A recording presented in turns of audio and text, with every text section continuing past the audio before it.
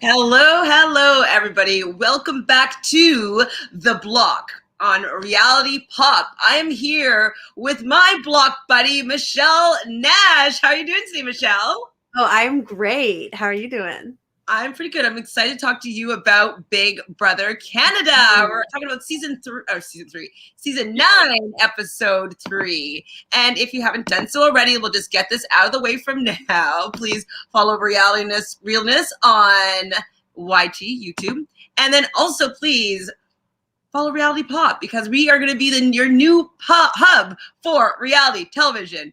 Mostly Survivor, Big Brother right now, but we're going to be stretching into the challenge and whatnot. So please join us on Reality Pop. Okay, so back to what we're really talking about. We are talking about Big Brother. So what do you think about the season so far? We're on episode 3.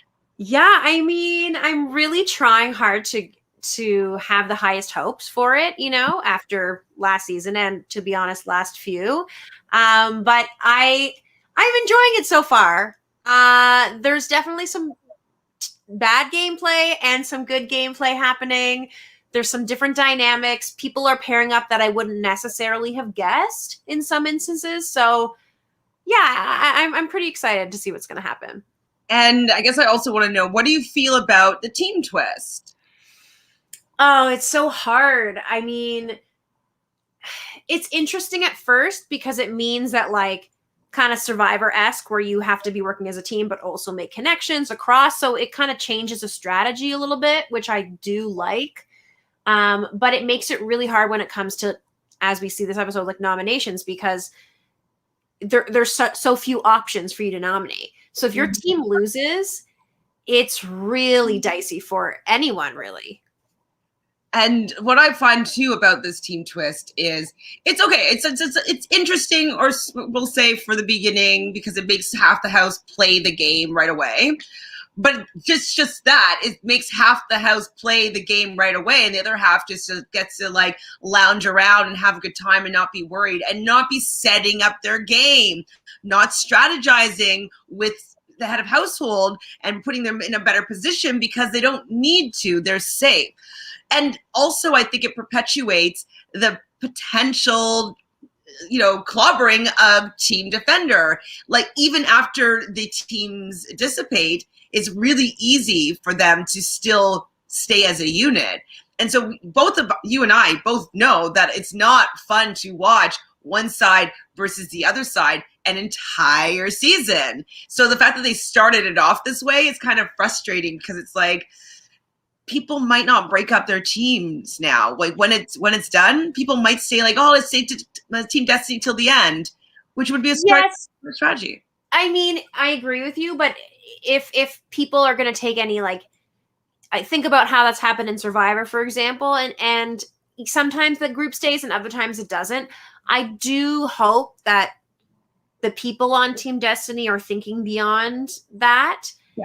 I think there'll be some interesting things to see, but I agree with you. Also, being safe for like the first 2 full weeks is just, that's such a blessing. You can relax completely and focus on building genuine connections with all of the house guests. Like, if you're smart, like getting to know everyone without having to feel like you're trying to get votes or anything. It's just, and it's a huge advantage. Yeah, definitely an advantage. But then I just feel bad for Team Defender, because like, they've spent their first 2 weeks being worried that they're one of six going home twice. And so it's just not a balanced necessarily experience between the two sides of the house. And it's just creating a division that I hope it dissipates, and that it's just for these 2 weeks and then things get shuffled around and whatnot. But I am worried that it'll just be a pagonging. This is what I usually don't like about Survivor, is that, if there's a tribe swap and they have a majority numbers, they're just going to stick together and just vote everybody off. That's probably what people are going to do. It's easier. They don't have to, But I don't know. There's a lot to be said. I mean, there's been a lot of instances where I think maybe in Survivor a little bit more, just because there's a little bit more urgency, and a shorter time frame and all of that. But like, for example, we know Latoya is working with one guy on her side and one guy on the other side, right?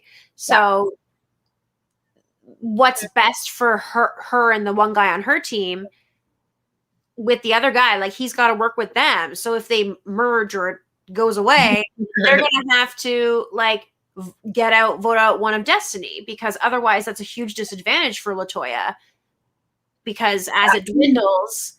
Definitely the fact that she's working with Ty and Jed, that's beneficial moving forward, if they all survive the team twist.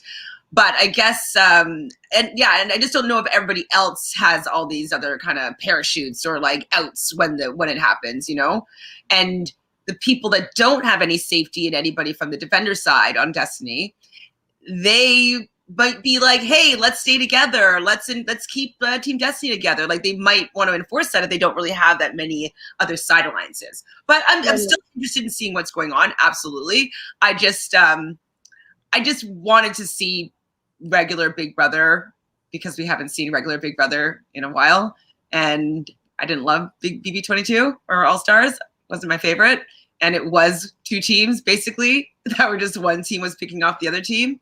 I mean, at the very least, these teams were created by Kiefer and Tina. True. So it's kind of a mixed bag on both sides of different types of strengths of different types of people. So I think that at least it ensures, if it is a landslide, well, then we've got 7 or 8 people that are all very different. And I don't know what would happen from there. Okay. I'm agreeing with that. Because it was picked by them, I can get behind it a little bit more, of it not just being like clobbering. So, okay, fine. You sold me.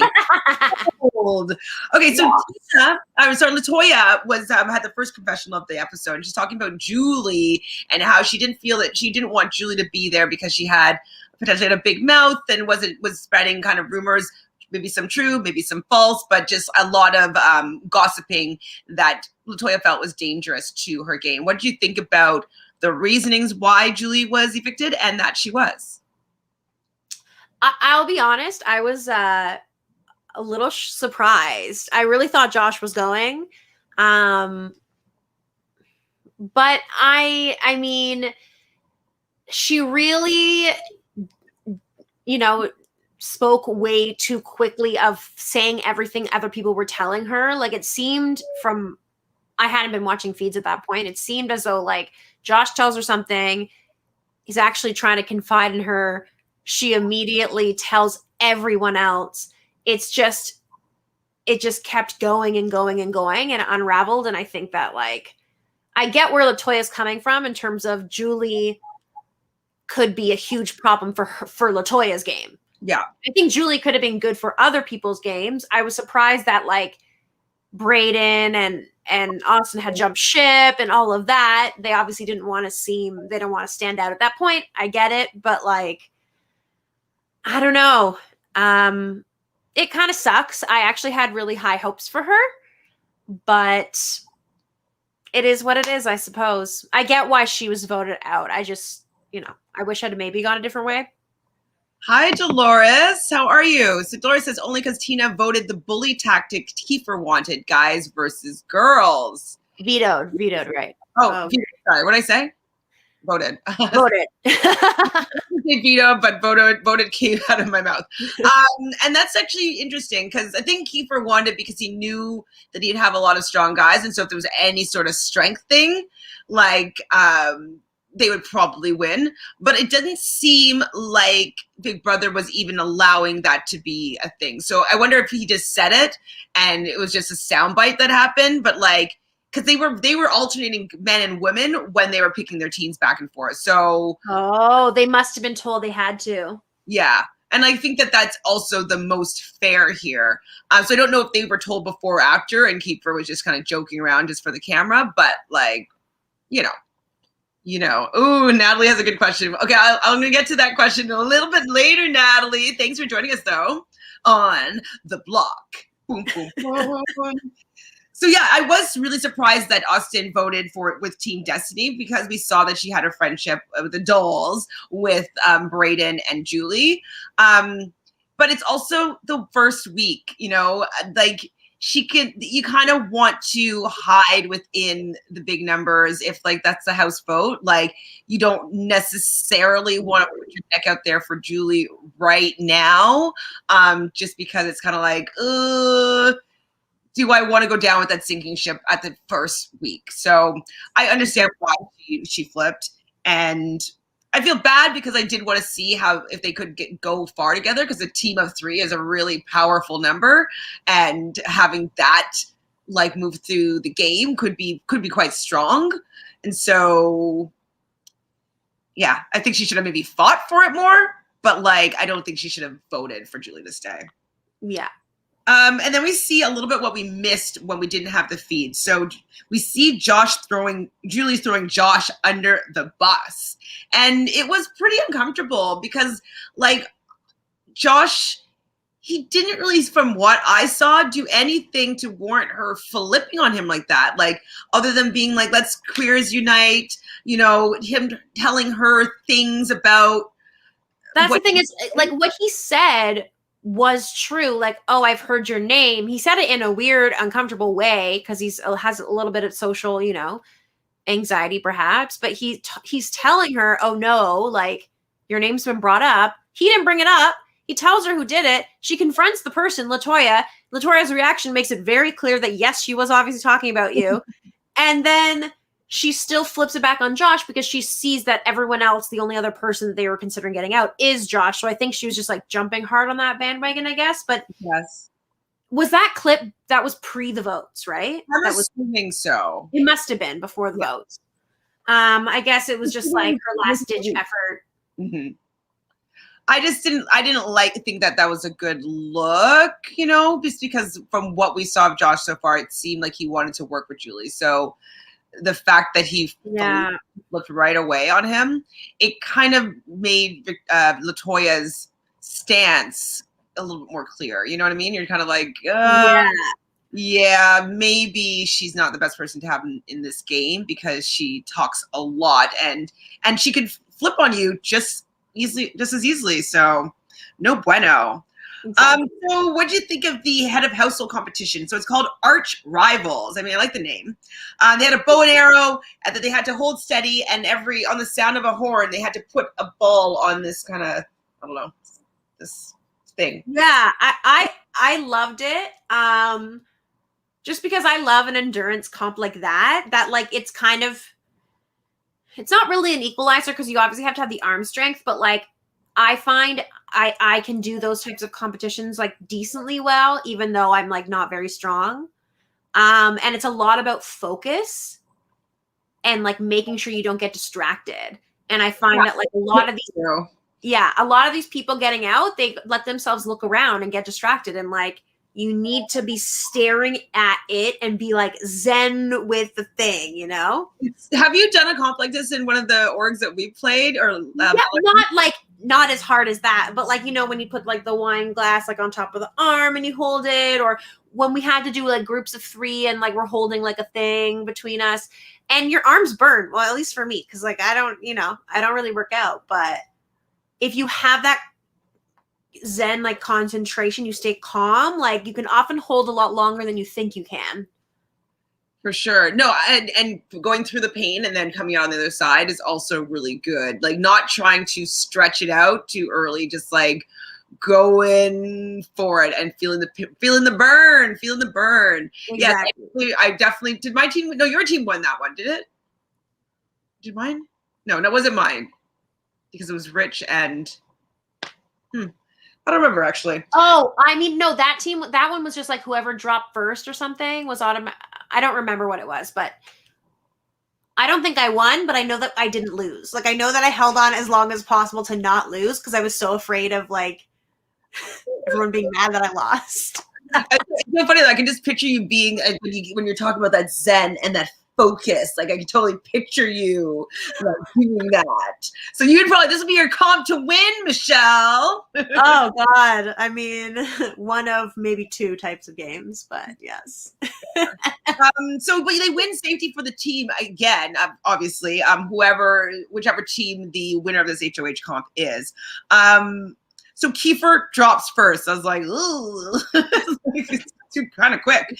Then Josh drops. I'm like, ooh, like, why? Geez, like way to make it easy to pick who goes up. I mean, just Then Rohan drops. Ooh, it's no good. I'm like, what's happening, Team Defender? Like, stay up. And like 3 guys. I'm not just saying this is like men or women, stronger or whatever, but like 3 men, different body types, different statures, like all drop. I was like, wow. And all from Team Defender.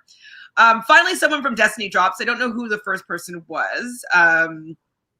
But after everybody ends up dropping, Team Destiny wins this one, not after making a deal with LaToya. And it's Austin who is the new head of household, who definitely used your Zen approach. Now, how do you feel about Austin being the new head of household? honestly, like out of everyone on Team Destiny at this point, I'm pretty content with her being the HOH out of that team.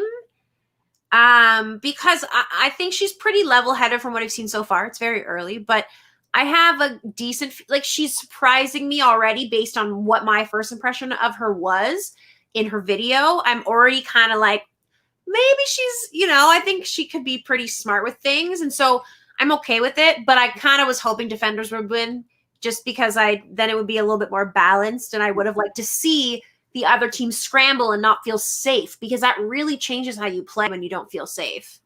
100%. And I also, it definitely, in Survivor anyways, it helps teams kind of solidify going to tribal council. You know what I mean? Like, it builds bonds or like pushes them away. You see who you can trust. Like, you see people wanting to save themselves, and you know, you learn a lot about the people that you're playing with when they're all on the block or like up for nominations. So Team Destiny doesn't really know who's sneaky, doesn't really know who people's pecking order is or who they would prefer to see on the block. Like, so they haven't really had to face anything to show their cards or hand. But, you know, it's still week 2 now, so I get it. Like, it's better to be safe week 2 than like be up for nomination or nomination. But like, they just haven't faced anything yet. And so I think that they're going to crumble the first time that they have to like, about their position. Yeah, you're excited about that? Oh, I'm pumped. Yeah, I want to see a little chaos, you know? What do you think of Austin and Beth being ride or dies?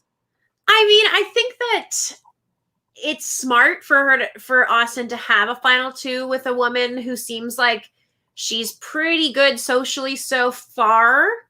And, you know, I think Austin's got some good seeds that she's got. She's got Beth. She's obviously got a strong relationship with Brayden. You know, I don't really know. I think she's pretty good with Tina. And I don't know. I mean, I kind of expected her, which is like stereotypical of, you know, to be attached to the guys right away. And she's not really doing that at all. In fact, she's quite. Austin or Beth attached to the guys? Sorry? Austin or Beth? Oh, Austin. Well, she's got a boyfriend though, so she might not necessarily know how beautiful she is and how much power she would have with her femininity and beauty. Like, true, but I mean, she's like a model, right? She's a model and a realtor. You have no game. True.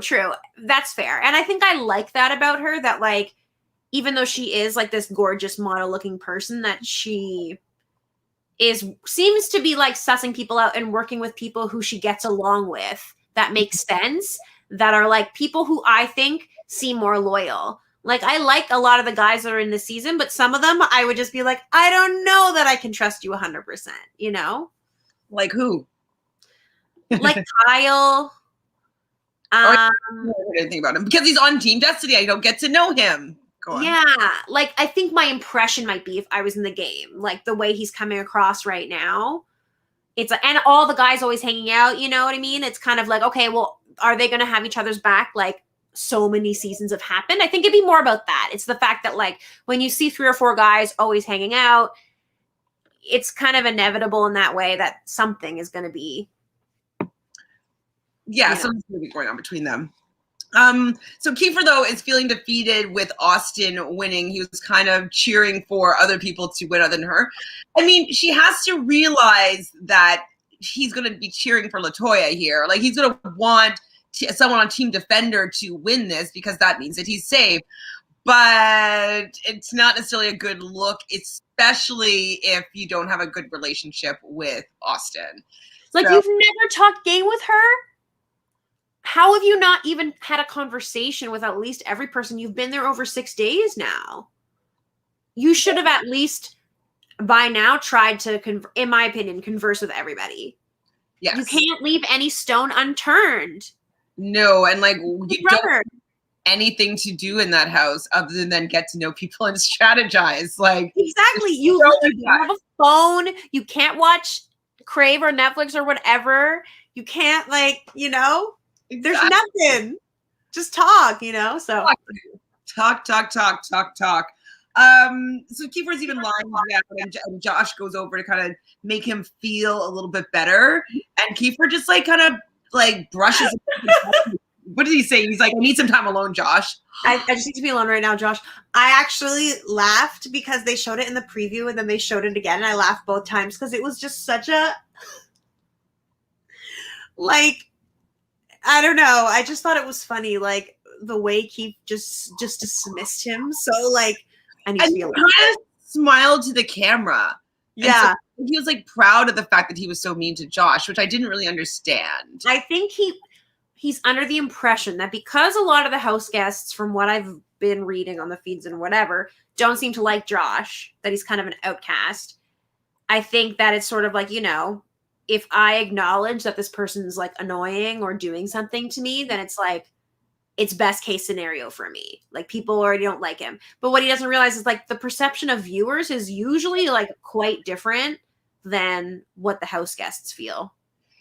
It's true. It definitely, we aren't usually on the same page. It's usually a group think inside the house, and it actually, that group think happens outside of the house. Absolutely. But I tend to not agree with, like, I'm like, I do not want to see Josh be targeted. Like, I really want him to say, A, he's on my team, and B, I don't like when people get their way when they're not the underdog. You know what I mean? Like, we all love an underdog story, and we love when things are up and down. And I'm not riding for Josh to win the game at this point or anything like that, but you know, it'd be nice to see something different happen. Like,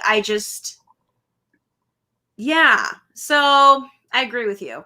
Shirley says that she's worried that LaToya is playing too hard. What do you think? I don't think she's playing too hard. I think that she's staying pretty, like, chill. I just feel like she is very clear. I think that people are starting to notice her relationships with like the two guys because she's just genuinely like gonna have those connections, and she's had deep conversations with multiple people. I think she's making some like multiple good connections. I think, yeah, maybe there's a couple people that she doesn't vibe with necessarily, but I don't know. I'm really excited about her in the game personally.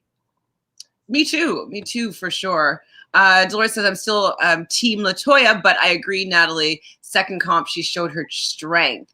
Yeah, I think she wanted to keep it safe, though, for her team. And that's another thing that kind of sucks is like... Yeah. It's first HOH, I agree you should never try to win most of the time. But when it's a team and you're winning for the team, like, and you're the last one standing, like, you got to play to win. You have to. Fair. Do you agree? You don't agree? Yeah, no. Like, yes, you do have to play to win, but she was already looking strong from the other competition. And so it just, like, she was forced to kind of show that hand because of the fact that she had to go hard for it because she was on the defender side. And so it just put a spotlight on her. And if it was just regular, she may have been able to hide a little bit of her strength. In the HOHs, there's be more people to choose from. Like, even if it was Austin that was going to win, she wouldn't feel the need to stay till the end and make the deals, and because she has maybe more numbers that she could be working with. So I just think it exposes her strength a little bit more than she might be if it was how the regular season goes. I agree, but I also think she's the kind of player that like she is always going to play to win. I think. Yeah. She doesn't cross me as the type that will purposely throw something for a strategy, because she doesn't seem like that type of person. Yeah, that's true. Like she keeps on saying, this is Big Brother. We're playing a game. It's Big Brother. So I could see her actually continuing to win and thinking that if she wins, has those two guys by her side, like she will be able to get to the end. And I want to see if the strategy works, because it's not the strategy either of us would ever use. We would never want to appear to be that strong all the time. I have people thinking of her as a physical comp threat, and then also hanging out with the two other really physical threats. I don't know. That wouldn't be my strategy, but I would like to see if it were how it works. And I also just, if anything, I would say I just wish she wasn't making it so clear her connection with them. If they made sure to only talk certain times and privately, and making sure to not, you know what I'm saying? I feel like, and that's a part of the guys. I think it's equal, all three. It's clear that all three seem to be working in some capacity. So if they could cool off on that a little bit, it would be better, because it's true. They're three really strong, really awesome players so far. Like, they stand out. Sure. That could be a deadly group. I would definitely be targeting a group like that down the line. I don't think I would go for them at the beginning, though. No, I'd probably become friends with them. Yeah. I would want to get in there. I want to be protected by them, and then hope that they go out before me. Yeah, that's a thing. How I would do it. Yeah. Probably. So we see Austin's HOH room, and she does mention that, hey guys, we have another room to sit in, which I guess is kind of what interests you in the house. It's like, where do we get to hang out? Okay, let's hang out by the washroom. Let's hang out by the kitchen. Let's hang out by the hot tub. But there's not that many choices. So I guess seeing a new room is like, woo, yay. Who was her letter from? Her sister, her friend? Her friend, her close friend. It was a nice letter, definitely. I want to be on the show and we get a letter from a friend. It'd be from me. It would just say it'd all be coded like, watch out, watch out, queen. So I laughed actually when Jed was pranking Kiefer and Tara. Harmless pranks I'm pretty into, and so he was hiding behind a couch, and Victoria was inviting Kiefer to I guess do some game chat, and then Tara doing some game chat, and Jed just pops out and scares them both, and their reactions were pretty great. And how do you feel about pranks? Yeah, I don't mind harmless pranks like that at all. I think, there's obviously a line, and within it, I think it's great. You must get so bored. So on the airline, there were so many pranks that happened, and usually it was the pilots that were pranking the new flight attendants. But one that they did that was just so mean, but people would always do it, is they would give them a plastic bag, like when we were down station, and be like, can you get me an air sample? And so just go to the overwing exits and just get us an air sample, please. And he's like, oh, you make sure you have to jump up and down just to make, you know what I mean? Like, he'll just make them do let me catch some air. You just don't need to do that. Was one of them that they used to make people do all the time. Some people did some very mean ones. About their rake, which is their identification for the airports. It'd be like, oh, you have the yellow pass. I don't know if you're going to be able to get back to Canada. And they'll say lies to these poor new people. They're young and they're like, what do you mean I have a yellow pass? I'm not going to be able to fly back to Canada.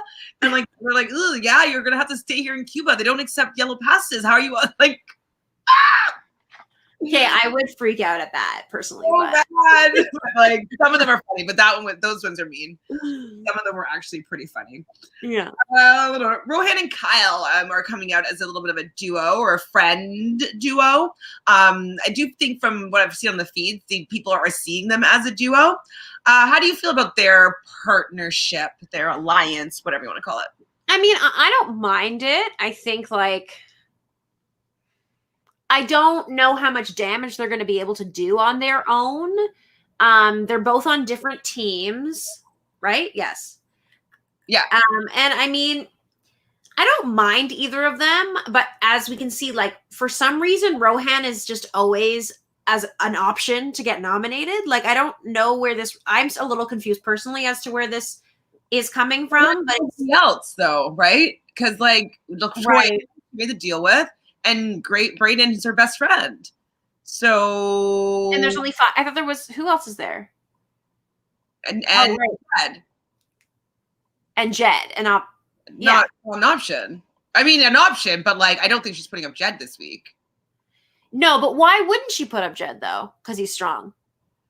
Well, I think she likes his company. Brayden has a crush on him. We learn later on the episode that Brayden has a crush on Jed. So for that reason as well, like why is she going to get her best friend's guy out when maybe like this flirt man's could help them down the line? Who knows? Yeah, so in that case, like Rohan is just sort of at the mercy of like the situation he's put in right now. Exactly. So at this point, it's like he's got to figure out a way to get himself out and get himself through these couple weeks of being teams, however long it lasts. And once they're all one again, I feel like he could fade into the background pretty easy and like make his way through. Maybe, but if he gets on that block, it might make him be a perpetual pawn, you know? True. Very, very true. Like once you touch the block, it's so easy for you to touch it again because like you know what it feels like people aren't worried about making that move necessarily. So he has to try to stay off that block because it would be very easy, in my opinion, for everybody to just keep on continuously put him on the block. So Austin asked everybody to get into the living room. Oh no, the captains to join them and then go to the bedrooms. And so what is going to be happening is they're going to get 2 envelopes. It is steal or share. And so basically if I can remember this correctly, one says steal, one says share, the people that the team, Destiny or Defender, that says steal would get a luxury dinner, food for the week, and an advantage in the POV. And the other team that said share would be on slop, correct? Yeah. Then if they both said share, they would get PB&J and cookies for the week. All teams, everybody, PB&J and cookies. And then if they both steal, the entire house is on slop. So what would you do in this situation? I mean, it was a really interesting moment. Like I enjoyed it and I was stressed actually because at first I was like, okay, I feel like defenders are going to go steal no matter what. This is like before they started talking because I was like, well, they're at a disadvantage. They need to make sure that this other team that's already beating them doesn't get it. And this other team is already winning and they're all safe. There's no way that they're going to steal. That would be so rude of them to steal. When like they're already at such an advantage. They don't need this veto win. Like none of them are going up. It doesn't matter. And so when they were discussing it and LaToya's like, we should share. I was like, okay, like you're trying to be a good person here and you feel like they're going to share, but like, I don't know, this could be risky. Then they pop over to the other group and they're all like, Tara's like, we gotta steal. Like we just have to steal. Austin's like, I really think we should steal. Like, they're all gonna steal. Like, who cares? It's just slop. And like when Tara's like, it's just slop. It's like slop affects everyone differently. So, and they haven't been on it yet. You haven't been on it yet. Exactly. The other team's already been on it. And so I just thought that was a little bit like, I rolled my eyes a little, I would say, because I was like, you're going to be this selfish right now to steal when you don't need this advantage. And I get where she's coming from. Like, let's make them weak, but they're already at a disadvantage. They have one less person. Another person from their team's going to go home. You're safe. it just creates a bad energy. Like, why would you? I don't know. I don't think that's a necessary thing to take. You didn't need that advantage. And also, though, so I actually don't think that Team Defender should steal, because they're also all on the block or up for elimination. So if they look shady, if they look, disloyal, or that they lied, the people will just be like, well, hey, that's like, you guys are assholes. Like, we're voting one of you off anyways. And now, like, we're not going to feel guilty about anybody because, like, as a team, you guys lied. So I think that they had to play the nice guy in this situation. If, it would suck if they were the nice guy and Team Destiny decided to steal, and then they were on slop. But I agree with you. Yeah. A better scenario than them looking like a bad guy, regardless of whether they get the food or not. Like, I don't think it's a good look for them because they're all up for elimination. You're right. I didn't think about it in that way, but it's true. Like, I kind of figured it's obviously best case for both teams to say share. But I thought if anyone has a case to steal, it should be the defenders. But you're totally right, because if they steal it, the other team's going to be like, wow. But then it's also like the other team's going to hate on all of you. So, like, who are they? But then they give us another little twisty thing, and they're like, okay, you guys get to have one person to represent your team, swap rooms, try to, like, discuss. And this is where I was like, okay, because Team Defenders, they obviously choose LaToya, and everyone already knows at this point that she's so real, she's not going to lie, So that was a really smart thing, especially since LaToya has an ally in there. If she's being honest, they're going to be able to tell probably. Yeah, that's true. Whereas they go in being like, oh, we're definitely going to steal. Ty goes in there like totally lying his face off or whatever. And in my mind, I was like, oh my God, if they steal, like this is going to be was like, worried they're gonna steal. Yeah, especially with Ty making this huge lie and convincing them. Like, that would look so bad on him. He looks so guilty. And I was like, wow, if they steal and Ty chose to go in there and be the one that lies, it could actually tank his game. 100%. 100%. I don't even know why he volunteered to do that. Like, that was, not the smartest choice. But yeah, thankfully, we didn't have to worry about that. But they really threw me for a loop. Actually surprised. Like, say what? I got totally thrown for a loop. Like, I really thought that it was going to be somebody was going to steal and someone was going to share. I didn't think that they were going to both share in the end. So they definitely pulled a fast one. So Dolores is talking about Austin's potential nominations. Options are limited. It appears right now that she'd rather discard men, keep her team strong. I mean, yeah. That makes sense too. Like, so Team Defender might be stronger physically, potentially. Yes. Don't want to offend. What happened next? So I thought there was a really nice moment with Victoria. She was talking with Ty about life as in foster care as well as in group homes. And I never really thought about like that life because I never knew anybody that grew up in the system in that way. Have you ever had a friend or somebody that you know that grew up in the foster system?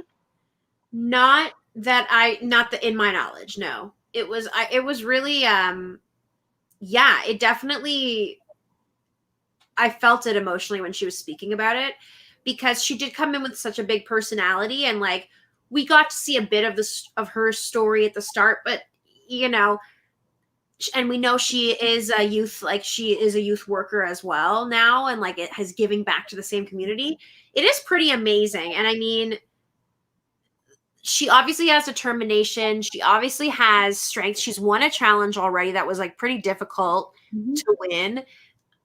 And she seems to be making some pretty good relationships. I don't know though. Like I've seen on the feeds, like someone was talking. I don't know if it was Tina or something, and they said they were like not as close with her. But regardless, I think that she's in a good place, and I really liked hearing her story personally. Me too, because like the fact that she's describing going to a random family, they don't really tell you anything about them, with looking out the window to try to get your bearings and having a garbage bag of your stuff. Like multiple times, and everybody that comes through the group home being transient, and they might be here, they might be gone tomorrow, and you never hear it from them again. So I'm just curious as to why that is the way the foster care system is right now. And I think she's from Hamilton.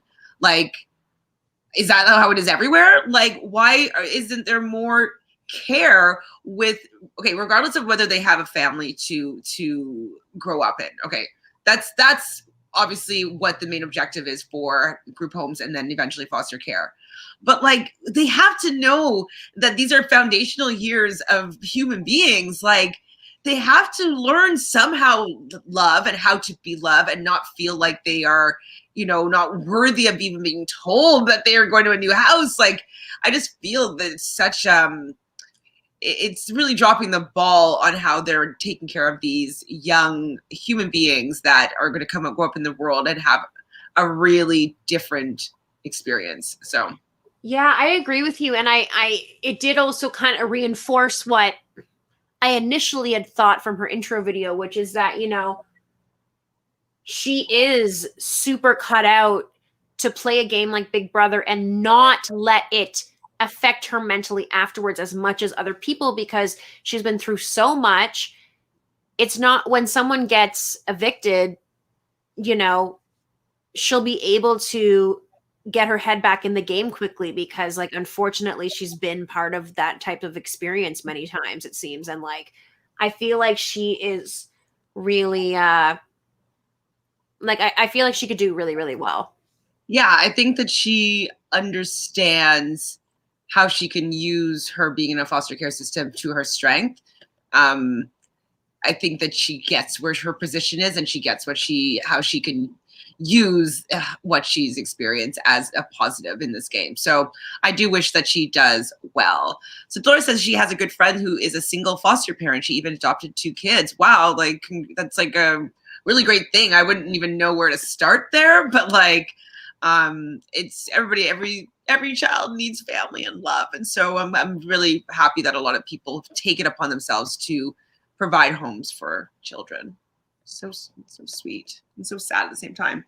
So we have the Wendy's segment. Wendy's, like, sponsor alert. But she does choose Victoria to go on the Wendy's date. Did she ever say why she picked Victoria? She said on the thing that it was because Victoria had won the other challenge for the team, so that she wanted to reward her in that way. Nice. Yeah, I thought that was a smart move too. Like, to reward Victoria, when I don't know if Victoria's like, she like, Austin has alliances with Beth and Tina and Brayden, yet she still picks Victoria. Like, she's really spreading her wings in a way that I'm like enjoying so far.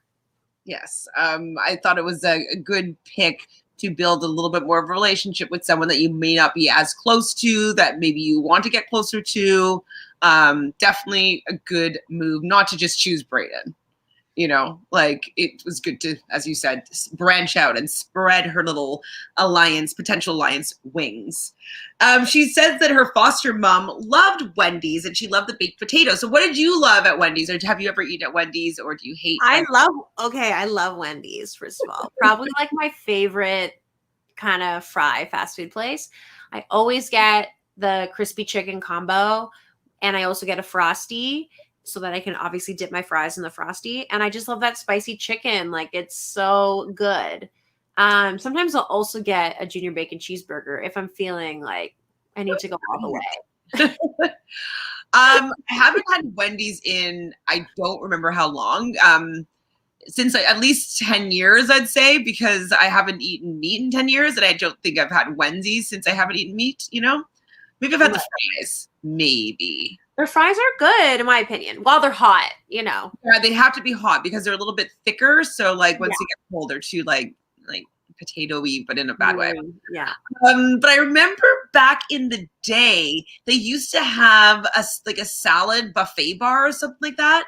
And I used to love making like nachos with like, and I'd make my own like loaded nachos, and I'd put like ground beef and like salsa and like all these different things. And it has a particular flavor, their nacho stuff. Like I can even still taste the flavor. But I remember making some sort of nacho concoction at Wendy's at some sort of like buffet type deal, or like make your own nacho type thing.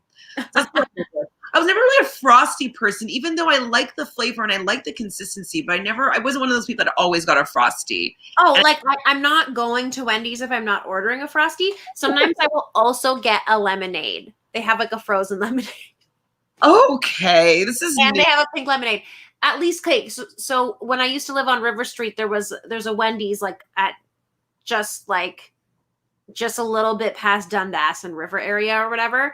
And so on my way home, like it's always there. And so I went from never having Wendy's in Toronto to being like, you know what I'm saying? And yeah, I love a lemonade. I love a spicy chicken. I never order the regular burgers though, so I have no idea if they're good. But I have ordered the nachos also. Good. No? Sorry? And they were good? Yeah. I mean, they were kind of basic. But I enjoyed. Yeah. Or that was so good where you can just like put all those toppings on and I just would like load things up. Anyways, she goes down to get her Wendy's and she gets a video message from her family. So I thought that was a cute way. We were all waiting to see who was going to pop up. It was nice that it was her family, but I know it's COVID time, so we're taking what we can get. But I would have liked it to be an alum or somebody in person. That would have been kind of fun to see someone we know. Yeah, but they were never going to do that. Like the risk just to have one person, they're going to pay to have someone quarantine for this many weeks, take this many tests, come for 5 seconds. Like they're not going to spend that. I don't think. No, I'm just saying. I like that part of it where it's like, who's it going to be? So if it's always going to be the parents of the person that's the head of household, it's kind of like, womp womp, a little bit. But I liked your parents. It was a nice moment. I just don't want to be like this for the next 13 weeks. Okay. Right. So we were watching this together, and actually, no, we're going to rewind. We're going to talk about what Natalie wanted to talk about. What is our reaction to both the Beth and Tyshawn romance, and why do you think that Jensen and Austin, and do you think that Jensen and Austin will have a showmance? I know people want it. Well, okay. In terms of Beth, I feel like Beth is a little bit older than like the young people. So like as like a 27-year-old, I feel like she's at least like a little more aware of what she's doing. She's like, yeah, I'm just flirting with everyone. Like this is what I'm doing. You know what I mean? So for her, she was saying like Ty is like the person she would like the most. So maybe something will like then they like slowly slip in. Oh yeah, we cuddled. So they've been cuddling already. Like do people think they're already a couple, or like they were like my midnight cuddle? Is she sneaking in to cuddle with him for a little bit when no one knows? Like, what's the tea there is what I want to know, because they're all sleeping in the same room. Like, what is going on here? What's going down? Yeah, I feel like for sure she's also flirting with Jensen during the day, but Jensen's kind of flirting with everyone. Jensen takes me as the kind of guy who's gonna like, you know what I mean? Like kind of play the game all around. I think he would definitely want to have a showmance with Austin for sure. She's already clearly shown that she's like good at comps and she's beautiful and she's like a perfect person for him to like try to have a showmance with. I just don't think that she's never had a boyfriend. Like she did say she was open to it. Maybe, I don't know. I feel like for her, it'll just be more innocent flirting. Like, I don't know if she'll end up like fully accepting or pursuing it. I guess this week and moving forward, we'll find out more, but I'm not sure about that one. Well, one thing that Nick was saying on I don't know if it was the last one or the one before, but he was talking about, we have a friend that made it to top 25 this season and last season. And she is the prototype of Beth, who's also the prototype of Brooke from last season. They're like very cute, like brown hair, like unassumingly beautiful, but a little bit bookish. a social worker or works in that kind of environment is that's the category type of this particular arc.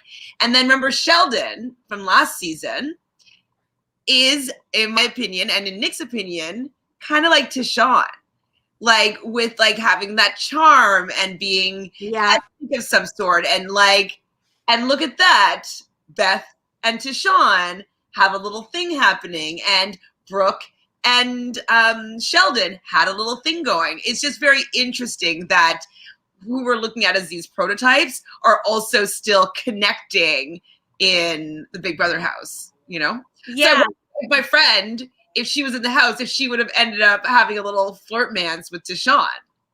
That would have been amazing. It would be really good to know. Yeah. That's hilarious to think about because, they must have such specific prototypes of the kinds of people they're looking for. And, I mean...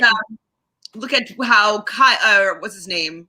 The guy that got ejected, and then basically the same guy came back in. You're like, oh. It's literally like they must have replacements that are so exact, each person. Like, they replaced him. I'm like, okay, he's a couple years older. He's still from a similar place.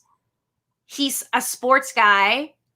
Like, he just seems like actually nice. And like, maybe doesn't take himself too seriously. At least it seems. So like, he seems like an actual decent human being. So like, that's the difference there.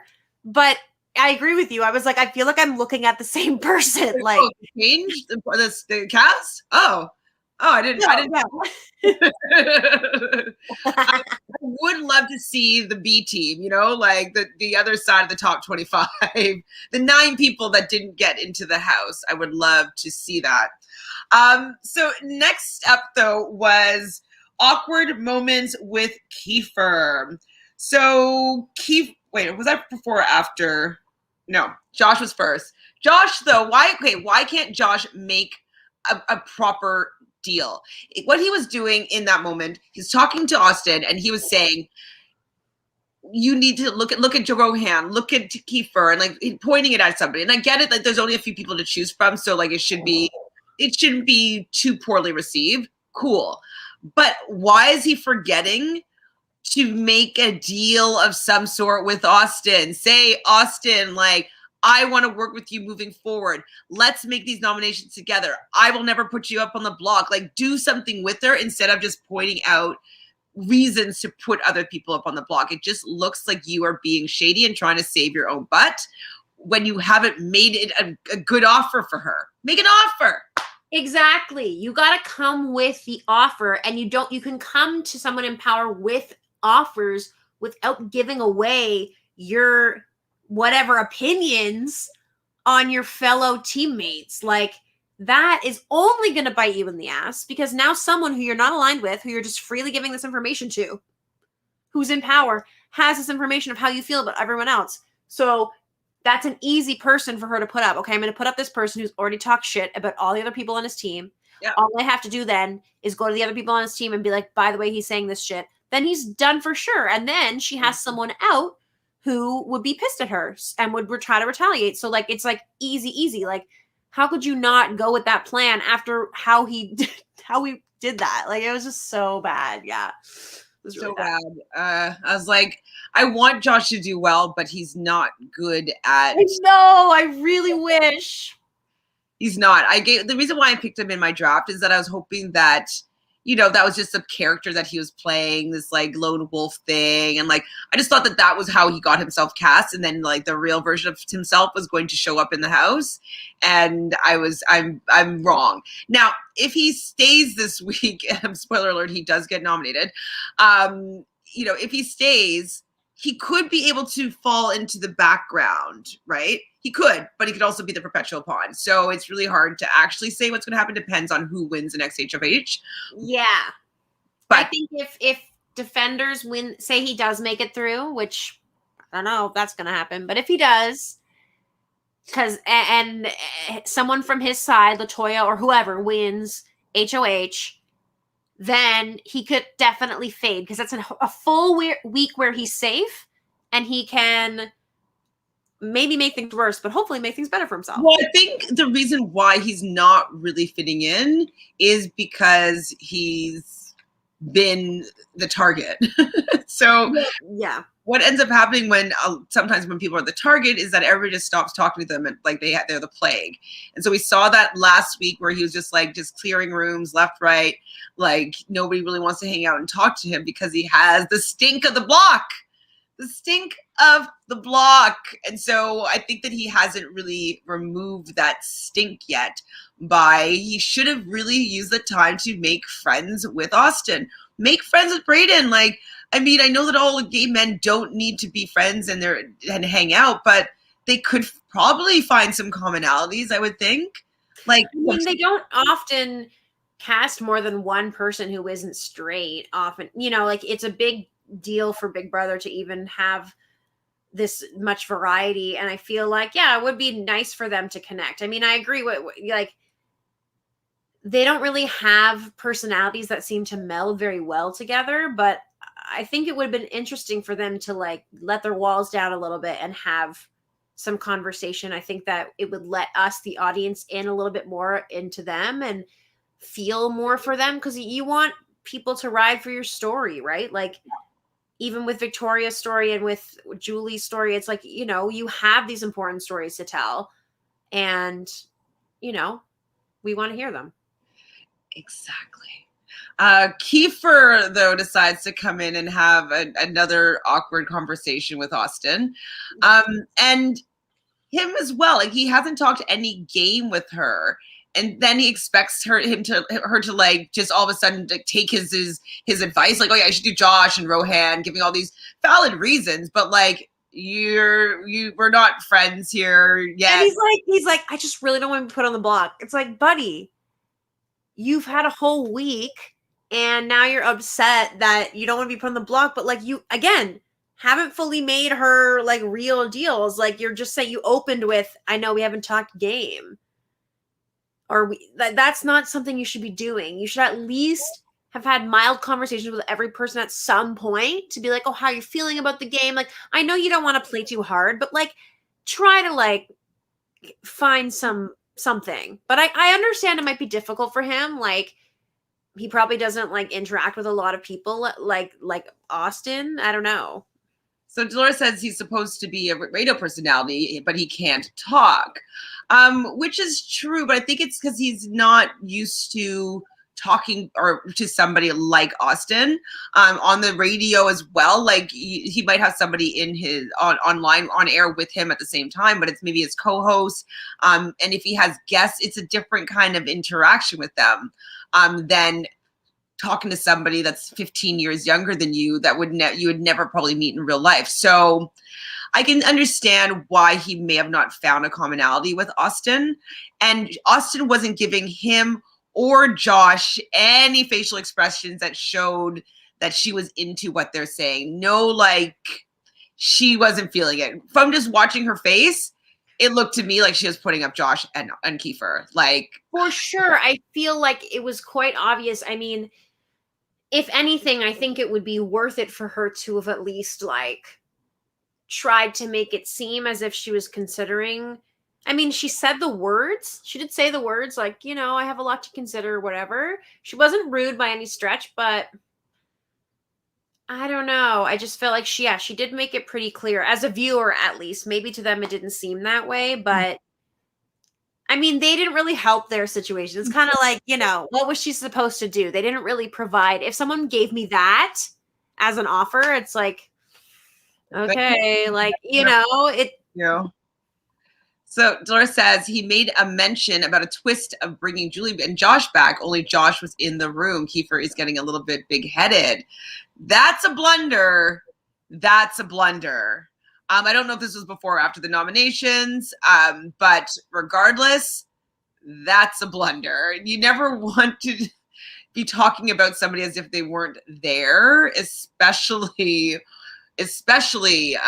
you know, when it's Josh. Like, Josh is going to probably use this, and he could potentially use it to get Kiefer out, depending on how these nominations go. So, not a good thing. Hi, BB. How are you? Do any fast food chains have poutine on the menu? McDonald's has poutine on the menu. Where else is poutine? Probably Harvey's would. They have good gravy, right? Does Harvey's? They used to. I don't know if they still do. Doesn't the McDonald's menu now have poutine as well? No, I said McDonald's. Yeah. Oh, sorry. That's the only one I said. McDonald's definitely has poutine. In Montreal, pretty much all the fast food places will have it. Like I believe A&W has it in Montreal. Yeah. And we also have there's some fast foods that are specific to Montreal. So was it Les Fleurs? Is it Les Fleurs? Anyways, there's a few places in Montreal that are fast food that are specific to Montreal that have poutine for sure. I would assume though everywhere in Montreal has poutine. I used to live on Rachel et du Bouillon, and just way down east on Rachel, there was a poutinerie, and it was 24 hours. And so it's a bar, you'd go and you'd get a poutine, and it was just like a nightclub, and there was lots of people there getting poutine, and you could get different kinds. So there's like the smoked meat one, and there's like 100 different types of poutine. Delicious. So that's called La Banquise. If you ever go to Montreal, go to La Banquise on Rachel East. Just saying. So Beth is 27 and Ty is 29. So are you standing this coupling, Bibine? Hi, Louie. Hey, guys. I can't wait to talk about the show. Wait till Wednesday to talk about the challenge. Louie, oh my God. No, we can't wait, Louie. Oh, I know. We cannot wait, Louie. We cannot wait. Just putting it out there, I know it wasn't the best thing for CT's whatever, but he made the episode really interesting. Like remember we were just thinking about like, oh, maybe it's gonna get boring. It did stop that boredom from happening. So yeah, I mean, yeah, I think it makes sense. It's like this, it's drama. We love to see it, and I can't wait to see how this all ends. So Beth talks to Rohan, and you can see that she actually likes Rohan. She's smiling, she's engaging. I don't want to put you up, blah, blah, blah. And it was very different to how she was talking to Kiefer and Josh. So to me, it looked pretty clear that Kiefer and Josh were going to be the nominees. And I think also Rohan would be the replacement nominee, but she would not be wanting him to go home. So it does happen. She makes her nominations, and it's Austin, and it's Kiefer and Josh. They're up there. Any surprises? No. So Bibi wants to know, how could Josh turn things around this week? Is it possible?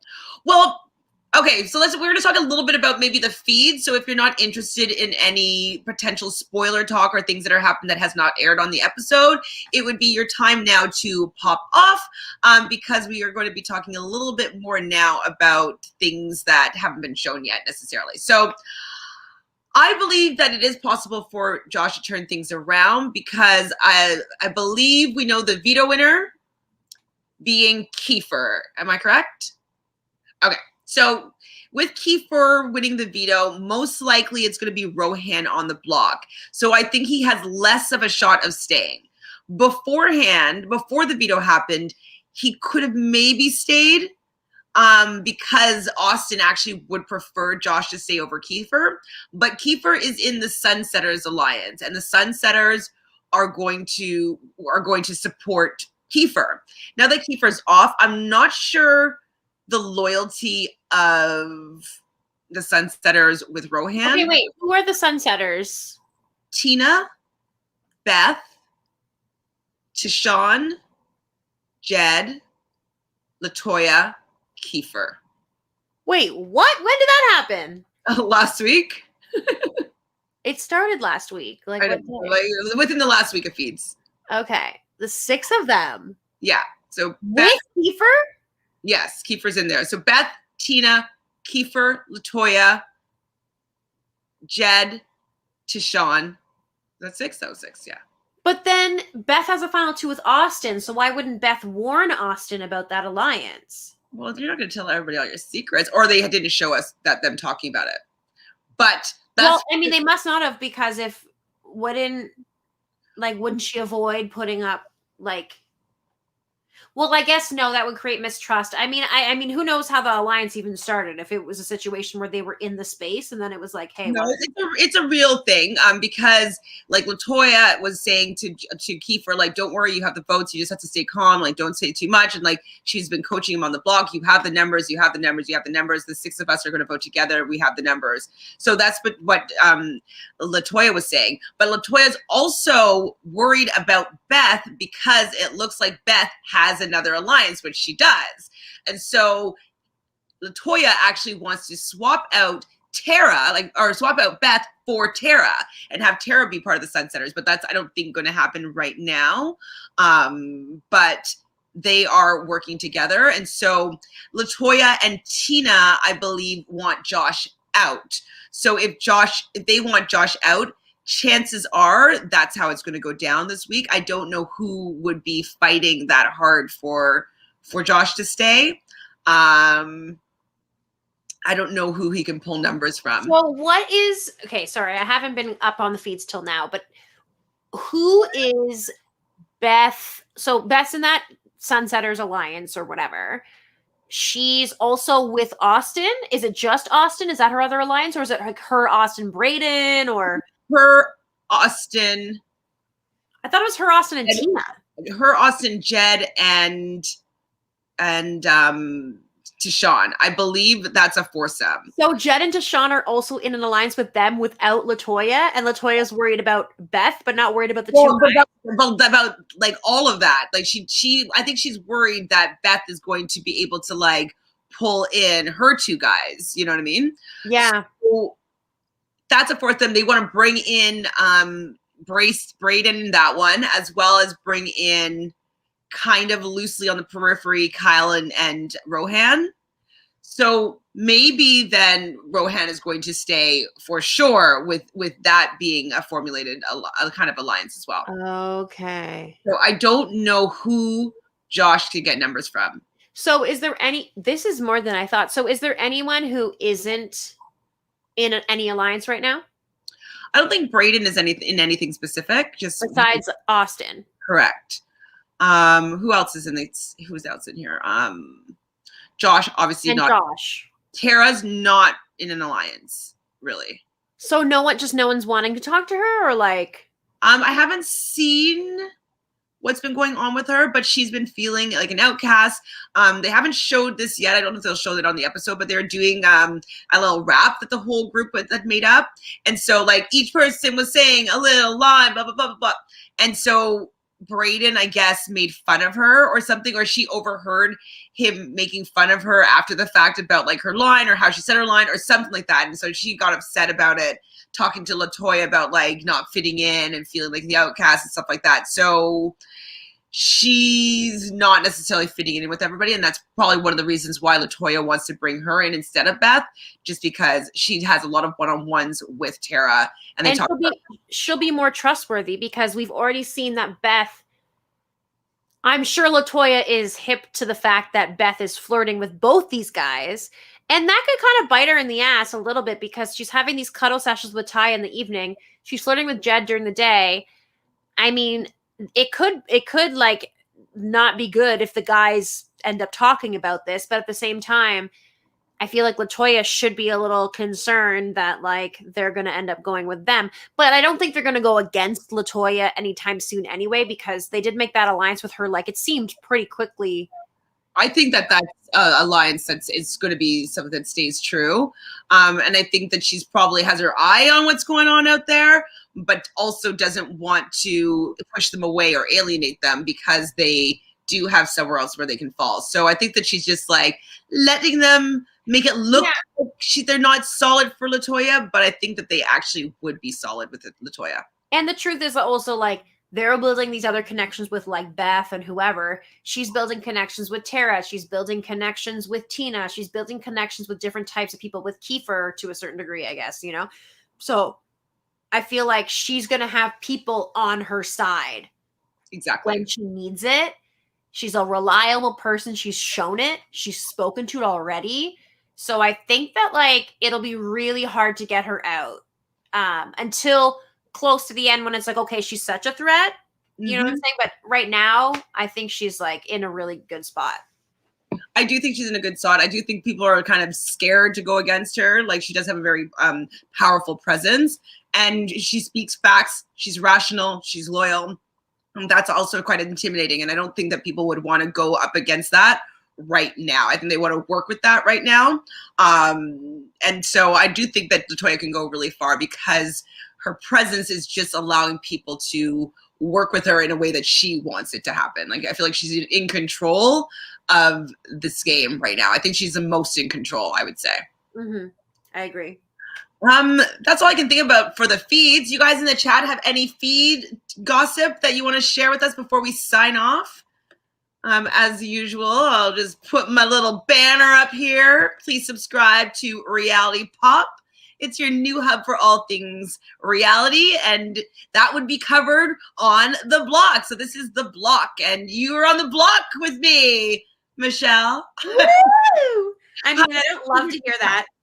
Again? Yeah, we have been on the block together before. I know, just once or twice. I think technically the one time in All Stars, but then, it was the like final three. Final three, yeah. So twice on the block.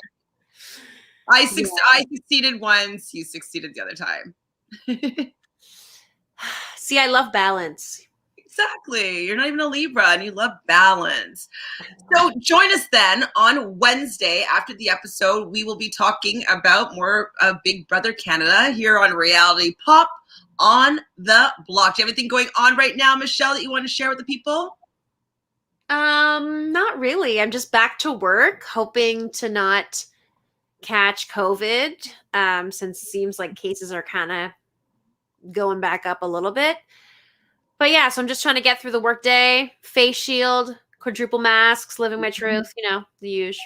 The huge. Well, thanks for joining with me on the blog. And thank you in the chat for hanging out with us too. You know, we love you, and we'll see you Wednesday and Thursday on the block.